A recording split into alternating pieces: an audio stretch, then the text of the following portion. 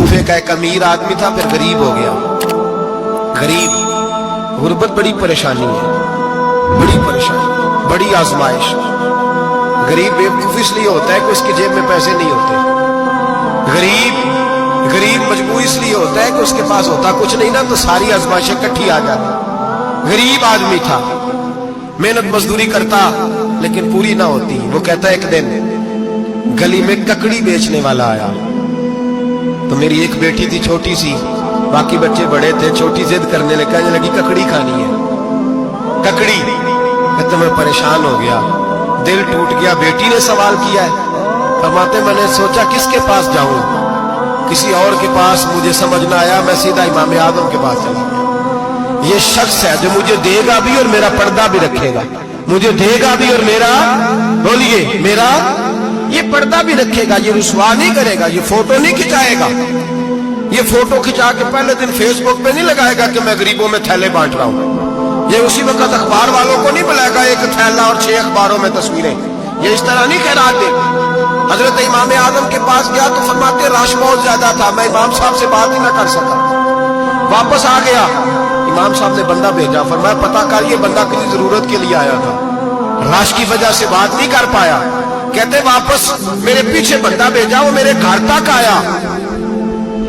घर आके उसको हालात का पता चल गया, वापस गया। कहते हैं 3 थैलियां शर्फियों की भर के इमाम आजम लाए और खुद आए और रात के अंधेरे में आए और मुझे थैलियां दे के ना तो मेरे आगे हाथ बांध दिए। मैंने कहा हुजूर हाथ क्यों बांधते हैं? आप फरमाने लगे यार दुख इस बात का है कि तू मेरा पड़ोसी था और तेरी गुर्बत का मुझे पता ही नहीं चला। तू मेरे इलाके का था और मैंने सोचा ही नहीं, मेरा अपना था, मुझे ख्याल ही नहीं आया। और मैं माफ कर दे, मेरी शिकायत ना करना कि ये मेरी तरफ तवज्जो नहीं करता। इल्म भी था, अमल का नूर भी था, तकवे का हुस्न भी था, गरीब की मदद का जज्बा भी था। आज लोगों पर माल का फितना सवार होता है, सब पर नहीं लेकिन ज्यादा लोगों पर। जैसे जैसे माल आता जाता है वैसे वैसे अकल भी आती जाती है, वैसे वैसे सियाने भी होते जाते हैं। कहते हैं वो भी कमाए, वो भी करे, मैं तो टेक्निकली बड़ा हूं, मैं अकलमंदी, मैं बड़ी। ना बहन की फिक्र रहती है, ना भाइयों की फिक्र रहती है, ना रिश्तेदार की फिक्र रहती है, ना दाएं बाएं कुछ देखते हैं। लोग जैसे जैसे पावरफुल होते जाते, हटते जाते, कटते जाते, अमीरों से गिराने लगते जाते, आगे की तरफ देखते जाते। इमाम आजम अबू हनीफा रहमतुल्लाह अलैह ने सारी जिंदगी प्यार किया, मोहब्बत बांटी, इल्म, फकाहत, तकवा, रोशनी।